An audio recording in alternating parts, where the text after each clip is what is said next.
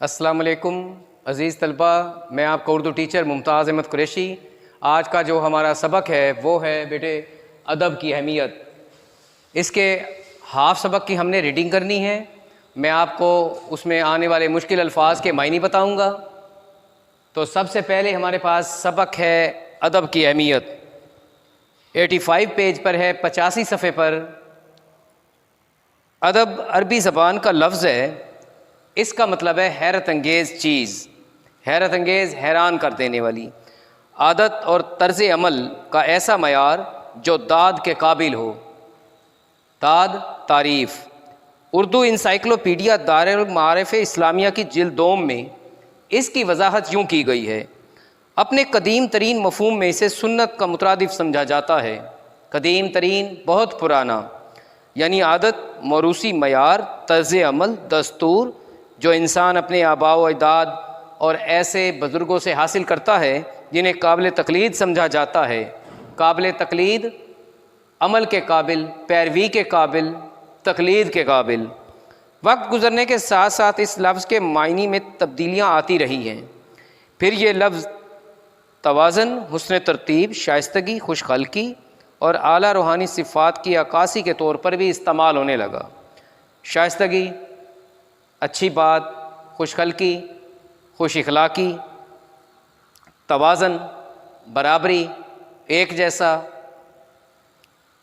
بنو امیہ کے دور میں یہ لفظ شاعری اور علمی و ادبی تحریروں کے لیے رائج ہو گیا۔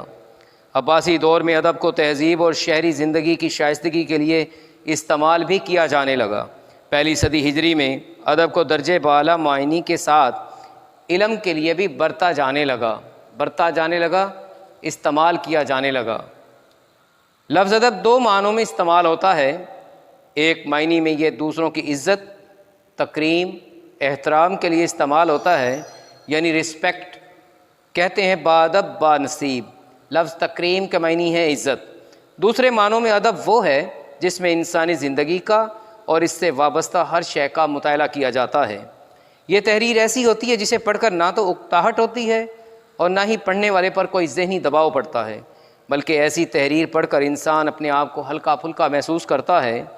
ادب تخلیقی زبان سے وجود میں آتا ہے، اس کے لیے زبان پر عبور ہونا لازم ہے، عبور ہونا، مہارت رکھنا۔ یہ بات بھی یاد رکھی جائے کہ ادب دنیا کی ہر زبان میں تخلیق ہوتا ہے۔ عربی، فارسی، چینی، جرمن، انگریزی، پنجابی، سندھی، بلوچی، پشتو، براوی، غرض دنیا کی ہر زبان میں ادب موجود ہے۔ ہر لکھی ہوئی چیز کو متن کہا جاتا ہے، تاہم ہر لکھی ہوئی تحریر ادب نہیں ہوتی۔ کچھ تحریریں ادبی ہوتی ہیں اور کچھ غیر ادبی۔ سائنسی، جغرافیائی، نفسیاتی، معاشرتی تحریریں، اخباری خبریں اور صحافتی کالم غیر ادبی تحریروں میں شمار ہوتے ہیں، جبکہ ادبی تحریر وہ ہوتی ہے جس میں حقائق کے ساتھ ساتھ جذبات و احساسات کا باہمی ملاپ ہو، ملاپ، اکٹھ۔ انگریزی میں ادب کو لٹریچر کہا جاتا ہے۔ بیٹے اس کے بعد ہم نے ریڈنگ کی ہے، مشکل الفاظ کے معنی میں نے آپ کو بتائے۔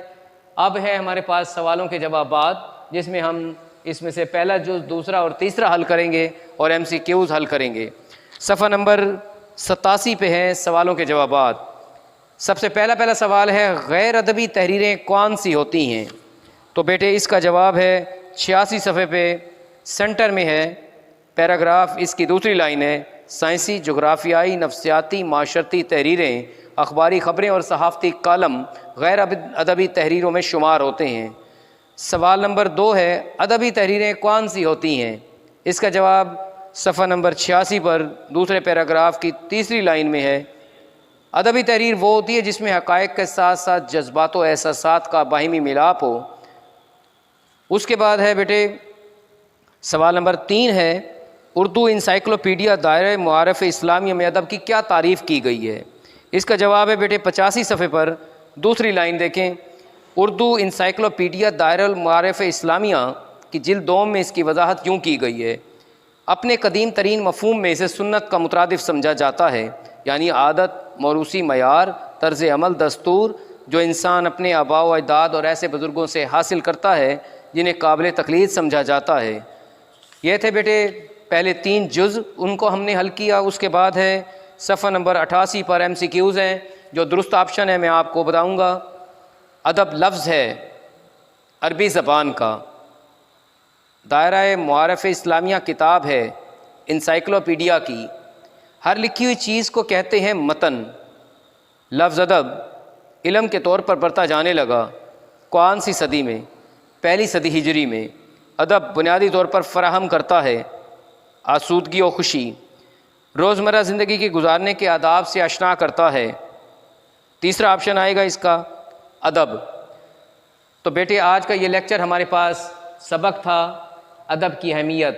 اس میں میں نے ہاف سبق کی ریڈنگ کی. اس میں آنے والے مشکل الفاظ کے معنی میں نے آپ کو بتائے. سوالوں کے جوابات میں ہم نے پہلے 3 جز حل کیے. اس کے علاوہ ہوم ورک میں آپ نے پہلے 3 جز کے یہ جو سوالات کے جوابات میں نے بتائے ہیں وہ آپ نے حل کرنے ہیں. عزیز طلبہ آج کا یہ لیکچر یہیں پر ختم ہوتا ہے. اگر آپ کو کسی قسم کی کوئی مشکل ہو یا کوئی بات پوچھنی ہو تو میرے نمبر پر رابطہ کریں, میرے واٹس ایپ نمبر پر رابطہ کریں. میں آپ کی رہنمائی کے لیے موجود ہوں. اللہ تعالیٰ آپ کو سلامت رکھے. اللہ حافظ.